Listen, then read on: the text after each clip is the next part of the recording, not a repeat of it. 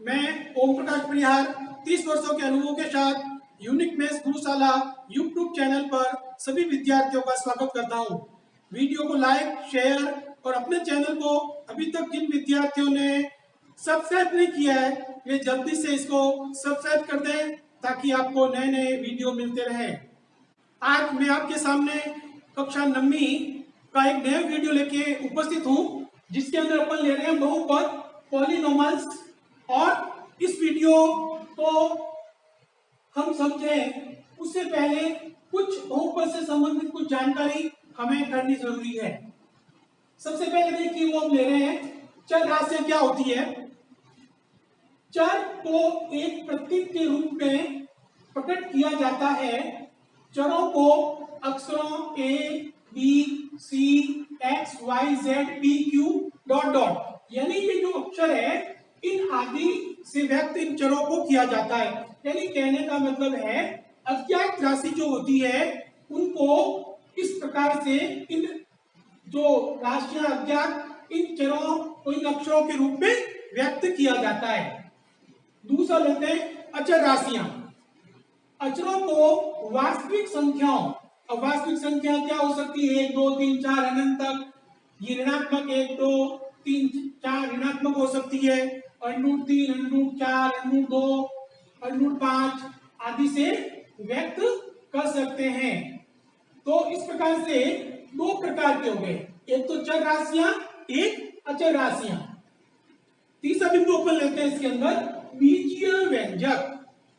चर तथा अचर राशियों के योग, अंतर, गुणन व भाग आदि से बने पद को बीजीय व्यंजक कहते हैं। अब देखो जो बीजों से बने हुए होते हैं वो बीजीय व्यंजक जिसके अंदर बीच में प्लस का चिन्ह, माइनस का चिन्ह, इंटू का चिन्ह, भाग का चिन्ह इस प्रकार से होना चाहिए। जैसे देखो x + 3 देखो बीच में प्लस आ गया है, 5y - 6 ये घटाव का चिन्ह आ गया है, 2 × x बीच में इंटू, 3p - 3/4p। तो इस प्रकार से जो ये बीज होते हैं, बीज यानी अक्षर जो होते हैं, इस प्रकार से जो अज्ञात राशियां होती है वे अज्ञात राशियां यदि वह प्लस माइनस इंटू और डिवाइड के चिन्ह से बंधी हुई होती है वे हमें कहलाते हैं बीजीय व्यंजक। अब चौथा बिंदु लेते हैं, वो देखिए एक चर वाले बहुपद सभी बीजीय व्यंजकों में चर के घातांक पूर्ण संख्या में हो तो इस रूप के व्यंजक को एक चर वाले बहुपद कहते हैं। यानी जो घातांक है वह पूर्ण संख्या में होना चाहिए। जैसे देखिए 5x घात 1 है, -3x² घात 2 पूर्ण संख्या में, -3/7 x की घात 3 ये पूर्ण संख्या में। और दूसरी बात चर देखिए, चर x² x घात 3 यानी x के रूप में एक चर है, -2y 1/2y³ 5y²। तो घात को हम देख सकते हैं ये घात 1 3 2 घात पूर्ण संख्या में है। दूसरा चर कौन सा इसके अंदर हम कहेंगे समान चर है भाई, y। तो ये जो है वो हमें एक चर वाले बहुपद, चर एक हो रहे हैं इस लाइन के अंदर, पहला और दूसरे में। अब अपन लेते हैं पांचवा बिंदु अपना लेते हैं, वह है बहुपद यदि बीजीय व्यंजक में चर की घात धनात्मक पूर्णांक संख्या में हो, घात ऋणात्मक न हो।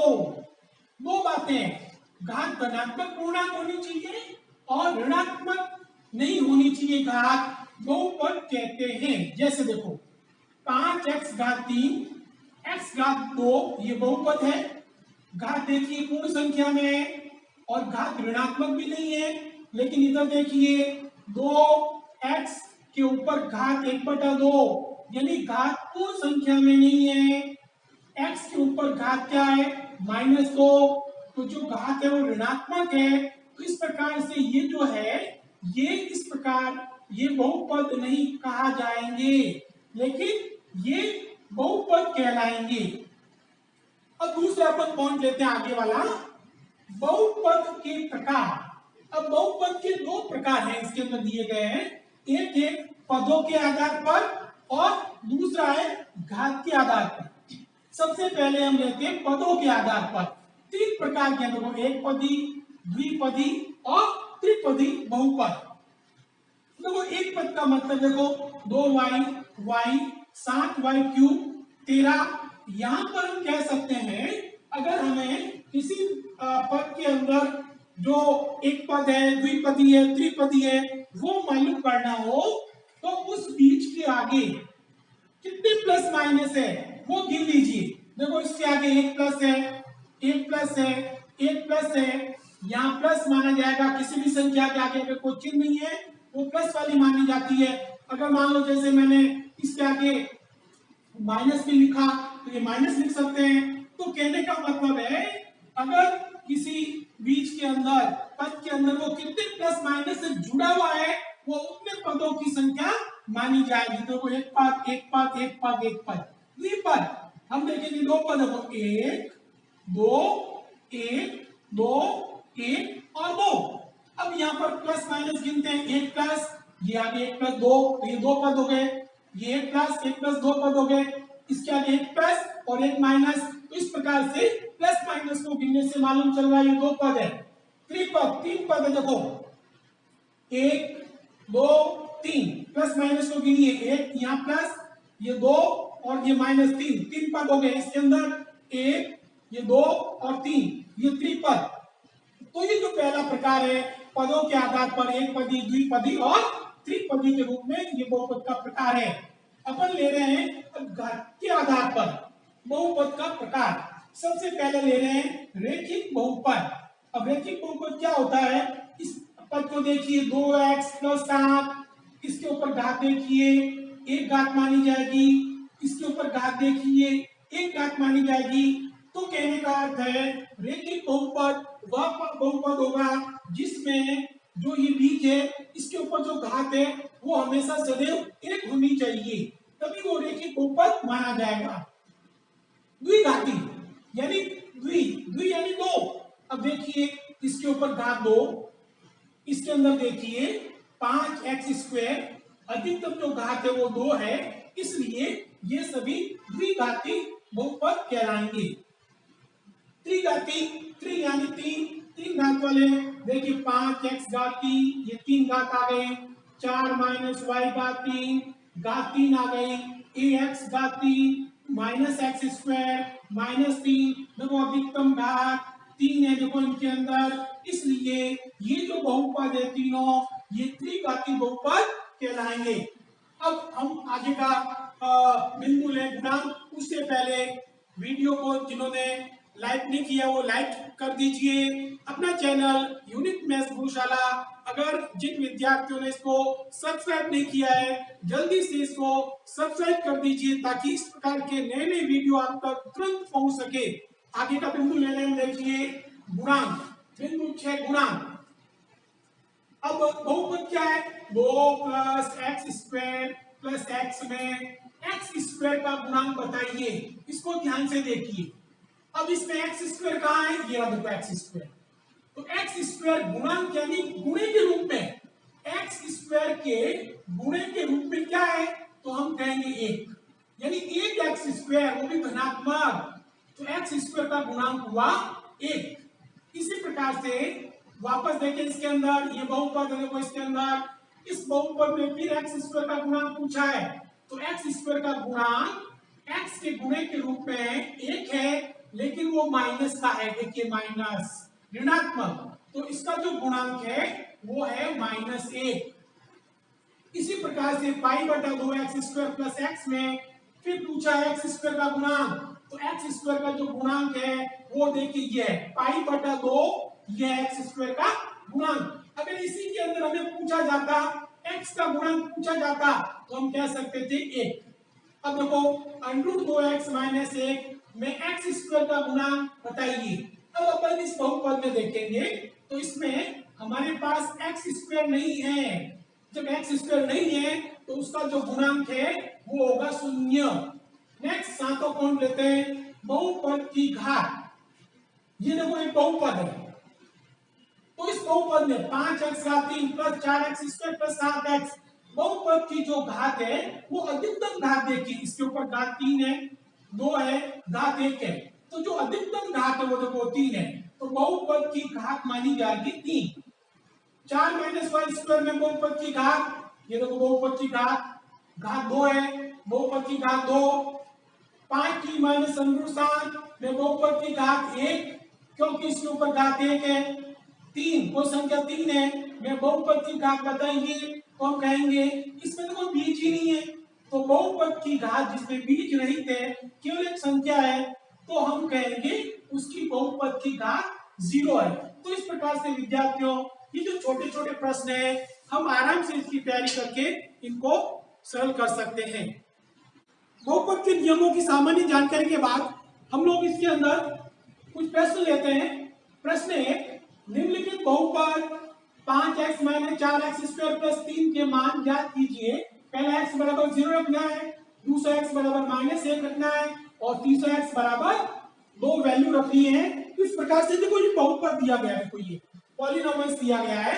अब यहाँ पर इसको px के रूप में लिखते हैं, px बहुपद यानी px के बराबर लिखा, बराबर 5x minus 4x square plus 3। तो सबसे पहला क्वेश्चन ले रहे हैं, इसके अंदर ध्यान दीजिए p, अब देखो x की वैल्यू है 0, तो नया रखा 0, जहाँ x है वहां 0 रखना, 5 इंटू 0 माइनस 4, ये तो x हट गया, उसके लिए 0 आ गया है, स्क्वायर का स्क्वायर प्लस 3 का 3। अब इसको सरल कीजिए, 5 को 0 से कीजिए 0 माइनस 4 का 4, 0 का स्क्वायर 0 प्लस 3 का 3, 0 माइनस 4 को 0 से करेंगे 0 प्लस 3 का 3। अब ये सब 0 है, अपने पास बचा 3, तो इस प्रकार से अपना आंसर P0 का मान प्राप्त हुआ 3। इसी प्रकार से हम दूसरा क्वेश्चन ले रहे हैं, पहले इसको लिख देते हैं px, उसी प्रकार से 5x minus 4x square plus 3। अब यहाँ पर जो क्वेश्चन नंबर 2 है, जो p की जो वैल्यू रखनी है वो -1 रखनी है, तो ये -1 आ रहा है, बराबर 5 x हट गया, उसकी जगह देखो -1 आ गया है, माइनस का माइनस, 4 का देखो 4 इंटू यहाँ पे तो x हट गया है, इसकी जगह जो है वो -1 आ रहा है, ये देखो -1, ऊपर घात है 2 प्लस 3 का 3। अब सरल करना है, 5 को -1 से गुणा कीजिए, यह -5, -4 का देखो -4 इंटू, अब देखो -1 के ऊपर घात सम है, 2 4 6 8, जब सम घात होती है तो उसका मान जो है वापस प्लस आ जाता है, ध्यान रखें, घात जो है वो सम होने पर होगा, नहीं तो नहीं होगा। फिर प्लस 1 हो गया, प्लस 3 का 3, -5 वापस आ गया, देखो माइनस और ये प्लस, -4 एकम 4 प्लस 3 का 3। और देखो समान राशियां हैं चिन्ह वाली, दोनों जुड़ जाएगी, -9 प्लस 3, घटा लीजिए, असमान राशियां जब होती है प्लस और माइनस तो दोनों में घटाव होता है, 9 में से 3 घटाया, ये आया -6, बड़ी संख्या का चिन्ह भी लग गया, ये इसका आंसर प्राप्त हुआ है। तीसरा अपना क्वेश्चन लेते हैं, इसके अंदर वही वापस px बराबर वही question 5x minus 4x square plus 3।